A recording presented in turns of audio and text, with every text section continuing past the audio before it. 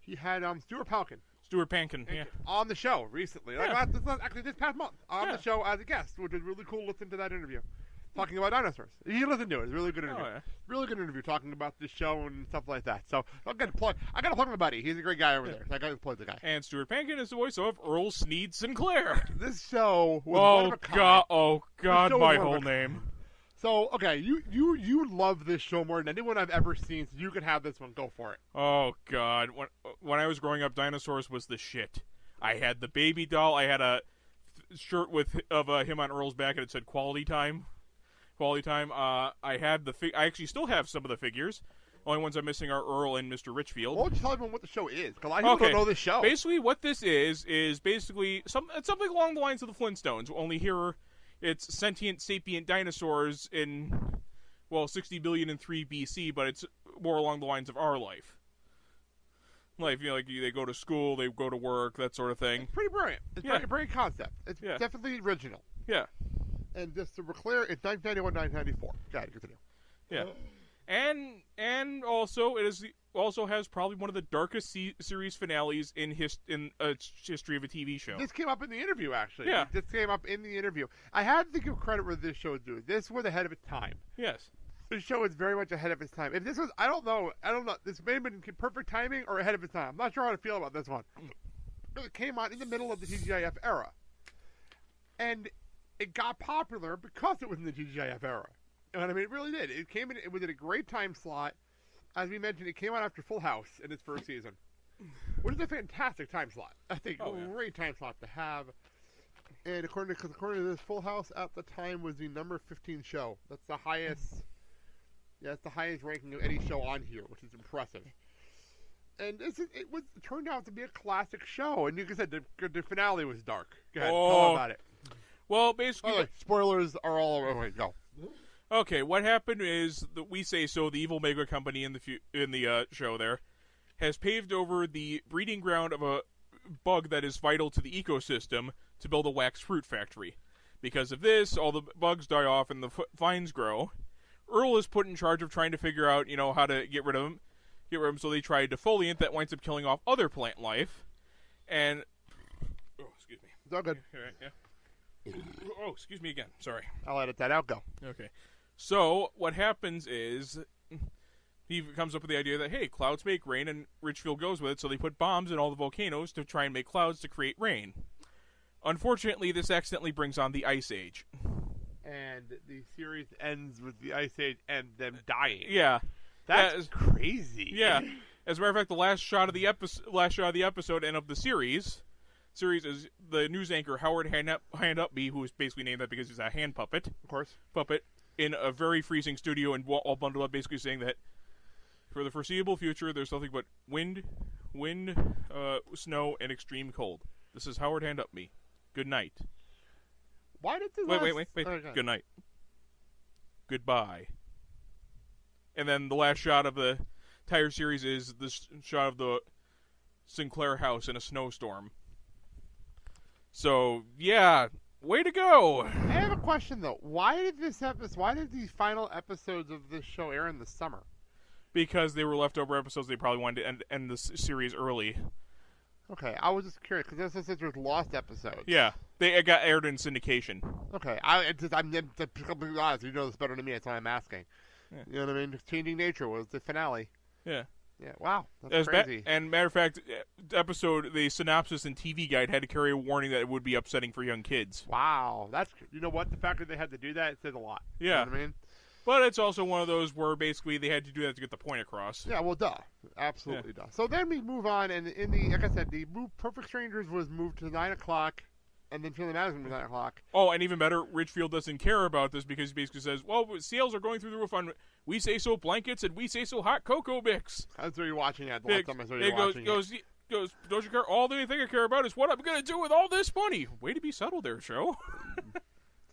Well, they never said that show wasn't subtle. Yeah. You know what I mean? So we move on to I said this right before we went on. I wanted to talk about the lesser-known shows as well. Like the shows that only had a season that I only remember, and this is one of those.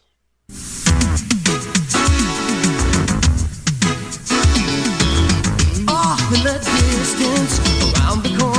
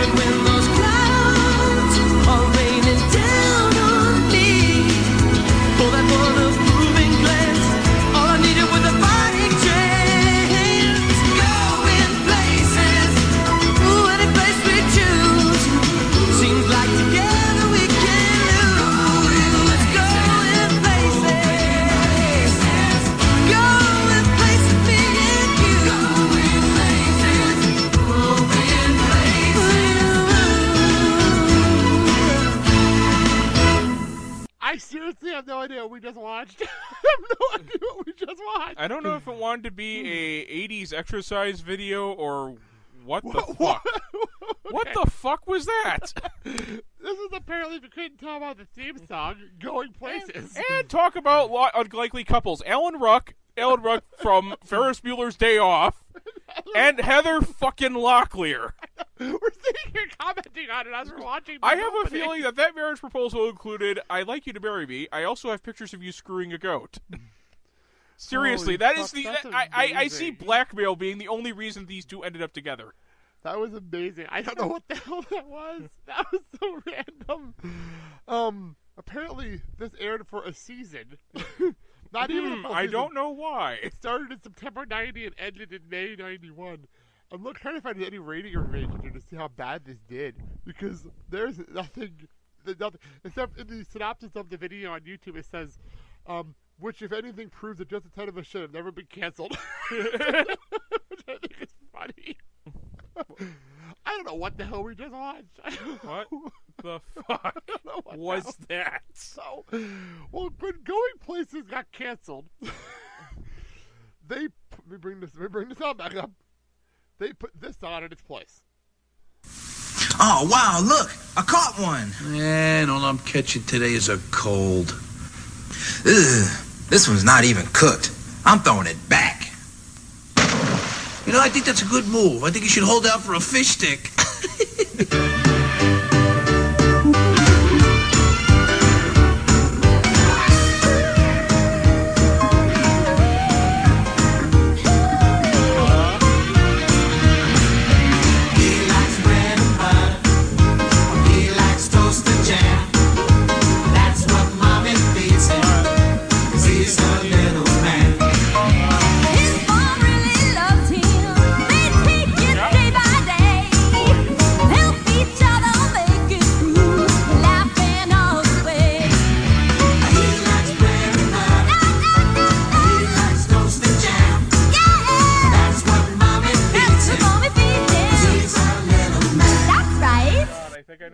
Could be. Go ahead, explain what Basically, we just watched. This is Look Who's Talking, the series. Wow. Seriously. Okay, well, first of all, what the Look Who's Talking was before we get on to this? What was Look Who's Talking? It was a movie that I believe was released in either 1989 or 1990. I'm looking it up real quickly. I forgot about that. Yeah, I honestly forgot which year that movie came out. There was two of them. There was a sequel. Yeah, too. well, no, there was three. There was Look Who's Talking. There was three. Look Who's Talking 2 and Look Who's Talking Now was focused on the pets, which ended up with almost like the preamble to Homeward Bound, I think. Yeah. Right? Yeah. I don't remember this at all, so I'm looking it up real fast. Yeah. I don't remember this series. 89. So yeah, it was based off of a 1989 film. They basically just took the premise, but apparently none of the characters, if I'm thinking correctly. The show was loosely based on Look Who's Talking, based on a television show. Original characters, it says. Completely original characters. Just based on the premise. Yeah, so basically you get to hear what the baby's thinking, and I'm guessing Bruce Willis wanted a diamond-encrusted toilet or something, so they got Tony Danza. They got Tony Danza voicing this. George Clooney is on this show. Apparently. Well, you got to start somewhere. Baio was on this show. Because he really needed the work. Apparently, post-Happiness, he needed the money. It's just so random. This is Paul Charles in Charge, too, right? Yeah. I was going to say, just seriously, look at his career post Charles in Charge and Happy Days. It's basically the resume of a guy who is desperately looking for work. Yeah, I'm just looking at the cast. This is so ridiculous. This did last 2 seasons. It was just scary. Yeah. This lasted more than Going Places. It lasted longer than Going Places. Well, it was actually. And that was, by the way, that was actually a slightly reversion version of the New Beats "Bread and Butter," a 1964 hit song. Yeah. Just want to note that. Yeah. And I was going to say, it actually looked like it was slightly better than Going Places. I don't know what the hell Going Places. Then again, that's like saying that the dump I took last night was better than the dump I took the night before. Well, according to this, Baby Talk and Perfect Strangers rotated every other week. And Baby Talk did better in the ring than Perfect Strangers. According to this. It did. According to this.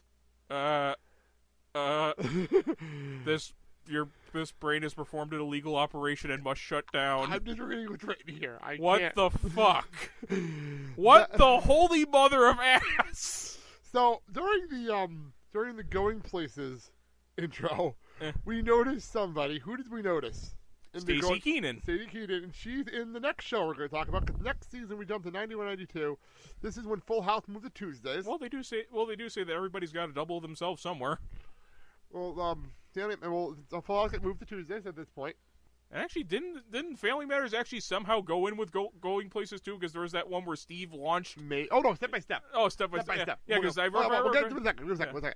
So Family Matters moved to the time slot to start the shit series off. Yeah. Start the run, and then right after that started a brand new show. Okay.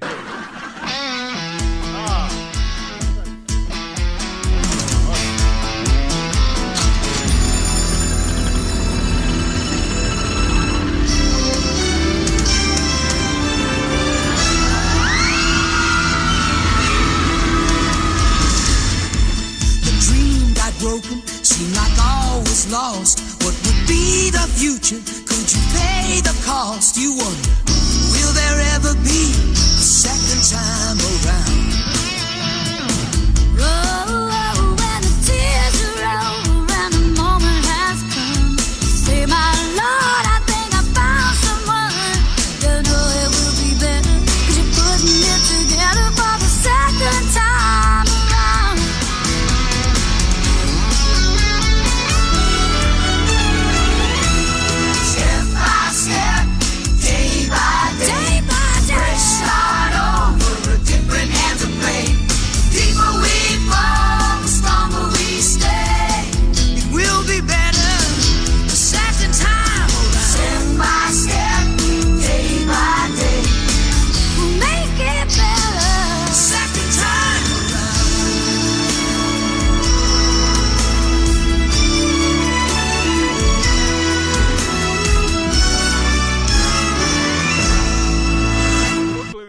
That roller coaster is being held together with glue and thumbtacks. So Step by Step, based in Wisconsin. We moved to Wisconsin. Yeah, it's pretty cool. I love how a lot of these shows are based in the Midwest. Looking yeah. back, it's really cool.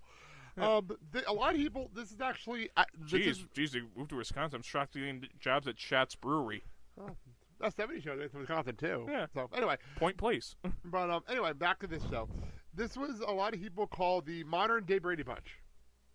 That's what people call it. It's true. Yeah. It is a modern day Brady Bunch because it's two. But at the time, what was cool about this show, but basically what the show is, it's two families who had single parents and they got married, and now it's two families living in one household, exactly like the Brady Bunch. Well, it's in the 90s. Well, it's definitely better than the remake of Yours, Mine, and Ours. Yeah. Well, it's but it's the 90s. Yeah. This is 1991 to 1998, and the last season on CBS. Noticing a pattern here? I know, really, but. We were joking about we're watching the opening, and we were having these memories talking about these characters as we're going along in the opening. And we were just singing along with the theme song, which I don't know if you heard it, but yeah. If we did, oh well, it's a great song. I try to turn the volume up so you don't hear us singing most of the time. So if you hear us, I'm sorry. I'm sorry for hearing us singing. But I'm Suzanne Summers, Patrick Duffy. They're the cast that started this thing. And we were joking around like JT was like the heartthrob on this show. Yeah. Brandon Well, Cole. Cody is now more famous for beating his wife. I did not know that, actually. Well, that's the reason why he left. There you go. Oh, there it is, right here at the bottom. Domestic abuse, somebody's first wife, and then he came back later on in season 7. Yeah. But anyway, I thought this was well done. I liked the fact that it was the same kind of concept as the Brady